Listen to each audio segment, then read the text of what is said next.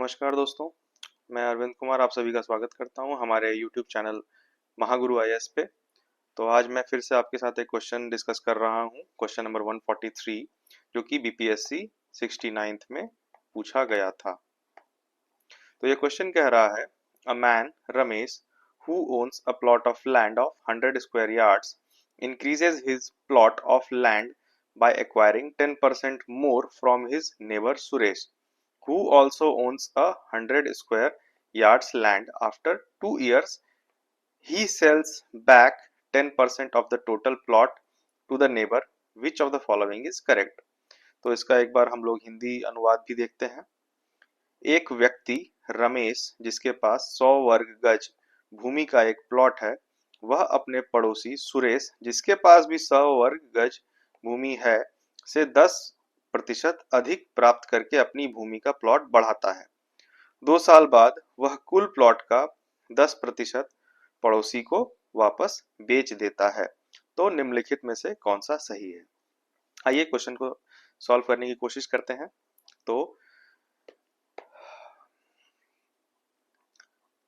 जैसा कि क्वेश्चन में कहा जा रहा है कि जो रमेश है उसके पास भी 100 वर्ग गज या 100 स्क्वायर यार्ड्स रमेश के पास हैं और 100 स्क्वायर यार्ड्स सुरेश के पास हैं। तो और ये कह रहा है कि जो रमेश है उसने सुरेश की 10% जमीन हड़प ली है या एक्वायर कर लिया है। तो सुरेश की के पास 100 वर्ग गज भूमि है, तो उसका 10% होता है 10 वर्ग गज या 100 स्क्वायर यार्ड्स, जो कि रमेश ने सुरेश से अधिग्रहण कर लिया। तो अभी जो है रमेश के पास जो है वो है 100 110 वर्ग गज जमीन रमेश के पास है और 100 में से 10 चला गया तो जो है सुरेश के पास 90 वर्ग गज भूमि है। तो अभी 2 साल बाद क्या होता है, रमेश जो है अपने कुल प्लॉट का 10% अपने पड़ोसी सुरेश को बेच देता है।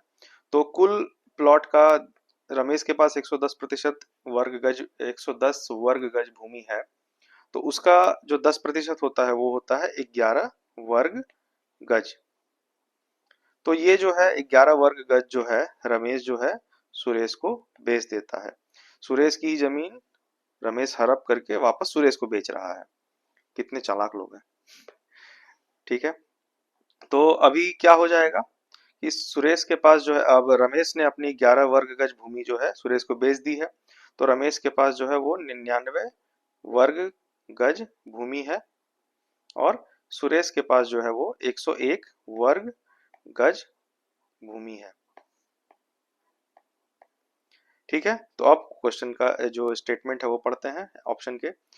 Ramesh land is more than Suresh, Ramesh के पास सुरेश से ज्यादा जमीन है, तो ये तो बिल्कुल गलत है। सुरेश के पास रमेश से ज्यादा जमीन है, ये बिल्कुल सही है। बोथ आर इक्वल, ये भी गलत है और ये भी गलत है। ठीक है, तो ये एक बहुत ही आसान सा सवाल था जो कि हम लोगों ने देखा। तो चलते हैं आज के बोनस टिप पे।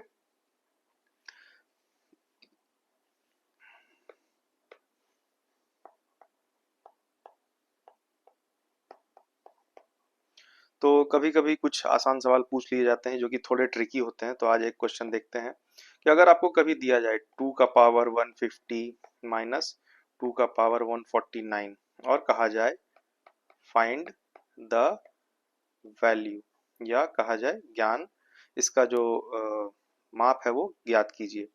तो ऐसे क्वेश्चन में कुछ नहीं करना है, सीधी सी बात है, जो पीछे का होता है दिस इज द आंसर। 2 का पावर 149 इज द आंसर। ठीक है, तो इसमें ध्यान रखना है कि ये जो बेस है वो हमेशा सेम होना चाहिए और जो पावर है वो हमेशा एक घटा हुआ होना चाहिए। लाइक एक और देखते हैं, जैसे 2 का पावर 38 माइनस 2 का पावर 37, तो इसका वैल्यू हो जाएगा 2 का पावर 37। ठीक है, एक और क्वेश्चन देखते हैं। अगर दे दिया जाए 2 ना रह करके दे दिया जाए 3 का पावर 150 माइनस 3 का पावर 149। तो इसका जो आंसर होगा वो कुछ नहीं होगा, 3 का पावर 149 इंटू 2। इसमें क्या हुआ, इसमें भी कुछ नहीं हुआ, बेस हमेशा सेम होना चाहिए, पावर जो है वो एक घटना चाहिए। तो यहाँ पे इसी को लिख देंगे और इस 3 से एक माइनस करके लिख देंगे। ठीक है, तो एक और देखते हैं इसी से ऐसा ही एक सामान्य क्वेश्चन देखते हैं। अगर दे दिया जाए आप लोगों को 5 का पावर 500 माइनस 5 का पावर 499, तो इसका क्या वैल्यू होगा, कुछ नहीं होगा, 5 का पावर 499 इंटू 4। बस अगेन सेम पैटर्न फॉलो हो रहा है, दोनों बेस सेम है, एक पावर कम हो रहा है, तो इसको हम रिपीट कर देंगे और इसका एक माइनस करके इसको लिख देंगे। तो ये एक ट्रिक क्वेश्चन था।